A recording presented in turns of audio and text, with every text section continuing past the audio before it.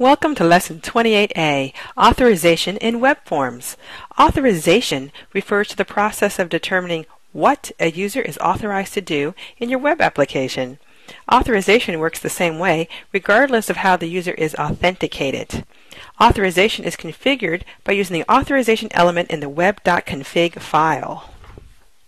The authorization element can include multiple deny and allow elements. These elements are used to deny and grant access to resources, respectively. These are the attributes of the deny and allow elements. Users. This attribute is used to identify one or more users. You can identify users by name, or you can use the question mark to represent all anonymous users and the asterisk to represent all unauthenticated users. The roles attribute is used to identify one or more roles. The verbs attribute is used to identify the HTTP verb.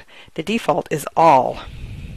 The ASP.NET Website Administration tool, demonstrated in both Lesson 5 and Lesson 26, can be used to configure authentication.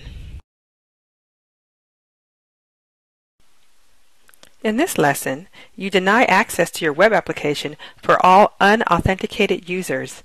The hint for this lesson is, use the ASP.NET Website Administration tool to configure the authorization element of your web.config file, and there are no lesson requirements.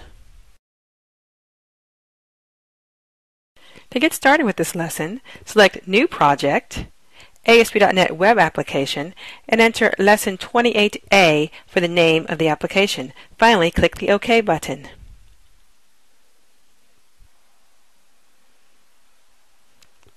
Open the web.config file in the root of the application. Go down to the system.web element and add an authorization element that denies access to all unauthenticated users.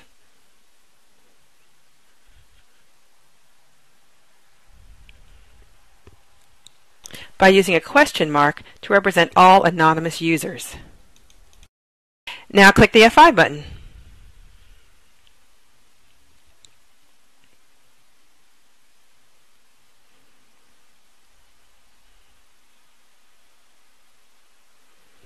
Ooh, that is not a pretty sight. It did redirect us to the login page because that's the only page that's automatically authenticated, but it did not include the styles page, which we really need to style that sheet up. So let's add to our web.config for the site.css page, which is our cascading style sheet. Ah, much better. Still, we only have access to the login page. Whoop, and the registration page? How is that possible? Let's go back and look at our application. If you look in the account folder, it has its own web.config file that is granting access to the register.aspx page to unauthenticated users.